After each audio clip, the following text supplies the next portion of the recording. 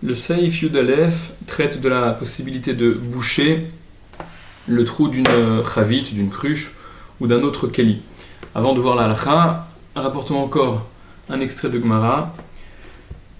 La fin de la Mishnah qu'on a déjà rapportée, Dafkuf Memvav Amud Aleph, dit Veloïk Vena Mitzida, et il ne percera pas la cruche, le keli, sur le côté, ce dont on a parlé donc dans les seifim précédents.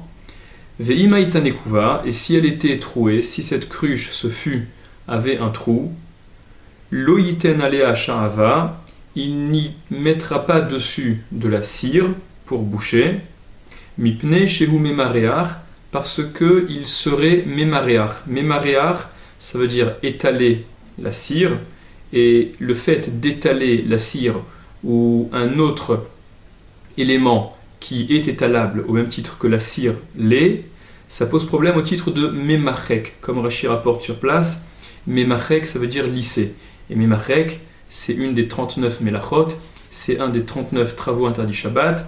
Donc le fait de lisser une surface sur une surface, c'est l'interdit qui empêche de pouvoir mettre cette cire. La Gemara dans Amud Bet, dans Orecto, rapporte en milieu de page Mishra, au sujet de l'huile, qu'en est-il? Alors en fait il s'agit d'huile, comme Rashi rapporte, d'huile qui serait épaisse, c'est-à-dire qui ne serait pas tout à fait liquide, mais qui se serait quelque peu solidifiée. Est-ce qu'on peut s'en servir ou non? Est-ce que le même problème se pose, à savoir est-ce qu'étaler cette huile, ça s'apparenterait également à Memareach, à étaler, et ce serait problématique au titre de Memachek ou pas? Et le Beth Yosef explique qu'en fait, l'huile épaisse, le fait de l'étaler ne sera pas vraiment nicar, ça ne sera pas visible, donc apparemment on ne sera pas en présence d'un miroir, d'un étalement qui pose problème, mais ça n'est pas pour autant exclu de ce miroir, c'est-à-dire paradoxalement, le fait d'étaler l'huile, alors ça ne sera pas visible comme ça le serait pour de la cire, parce qu'on aurait cette surface qui aurait été étalée qui serait visible, ce qui ne serait pas le cas pour de l'huile épaisse, pour laquelle, après avoir été étalée, elle se serait plus ou moins à ce point, elle aurait à ce point fondu, de sorte à ce que le miroir ne soit pas visible. Donc c'est quelque chose d'un petit peu entre les deux. Ça n'est pas complètement exclu du miroir de l'étalement, mais ce miroir n'est pas non plus très visible. Donc la Gemara demande Mishra, cette huile, qu'en est-il? Rav Assar, Rav interdit, Veshmuel charé, et Shmuel permet. Mande Assar, celui qui interdit, c'est-à-dire Rav. Gazrinan Mishum Sha'ava, lui pense qu'on est gozer, on interdit à cause de la cire. On interdit cette huile épaisse de peur d'en arriver à étaler de la cire, ce qui pose problème. Ou Mande charé, et celui qui permet d'étaler cette huile, pense que l'eau gazrinan, on ne va pas interdire l'huile à cause de la cire. La halakha, donc c'est le Saïf Yud Aleph, rapporte Asur liten sha'ava. Il est interdit de mettre de la cire, de posséder de la cire, au shemen av ou de l'huile épaisse. Le Mishnah Berurah précise que la cire en question, elle a été forcément préparée avant Shabbat, parce que si ça n'avait pas été le cas, il y aurait eu un problème de toute manière au titre de Moukhtse. Donc il est interdit de mettre cette cire ou cette huile épaisse, Benekev et Chavit, dans le trou de la cruche. Les sotmo pour la boucher, pour boucher ce trou, Mipne shehu memareach, parce qu'il est memareach, il étale. Et le Mishnah Berurah précise par conséquent qu'il est interdit également, ne serait-ce que de poser au-dessus de ce trou sans faire pénétrer à l'intérieur du trou cette cire, ne serait-ce que de la déposer sur la surface extérieure de la cruche, c'est interdit. Piresh et Harour, il a expliqué le Harour, Sicha, Meshicha, Ticha, Mericha, Shia, Inyan Echadhu.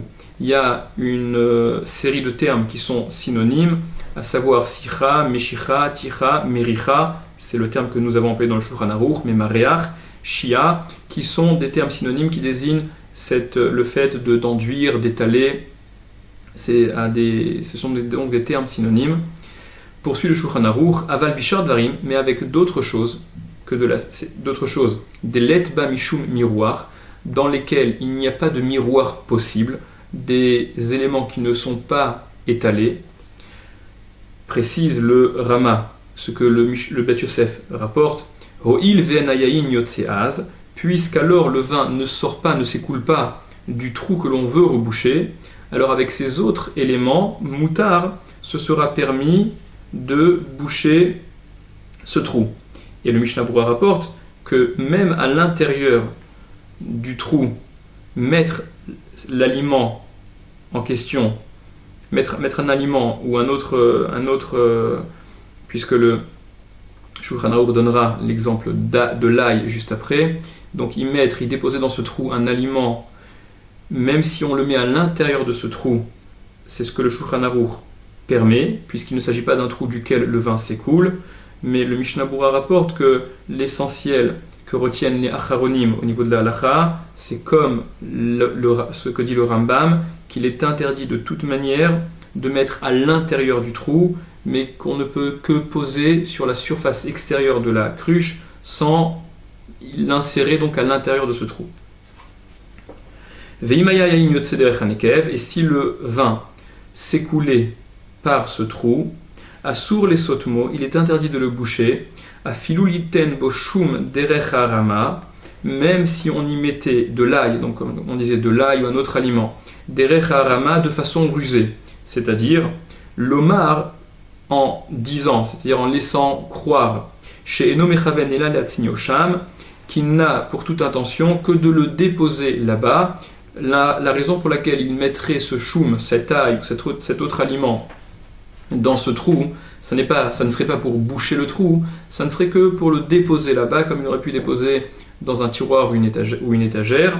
C'est de toute manière interdit, quand bien même ce serait donc fait bederech harama, de façon par ruse. Mais, ve'imu talmid chacham, si c'est un talmid chacham, un érudit, mutar lo leharim bechar, il lui est permis de ruser de la sorte, explique le Mishnah Berurah, c'est-à-dire en bouchant donc ce trou avec quelque chose qui ne sert pas habituellement à boucher, à être mis dans cet endroit.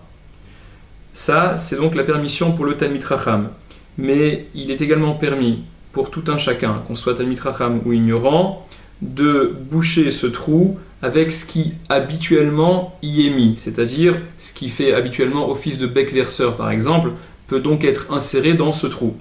Et le Magan Avraham rapporte que bien que aujourd'hui nous n'ayons plus le din de Talmid Chacham, donc le statut véritable de Talmid Chacham, de toute manière à ce sujet, il n'y a pas de raison d'être mahmir, donc d'empêcher au Talmid Chacham de bénéficier de cette permission, et certains contestent cette opinion du Magan Avraham.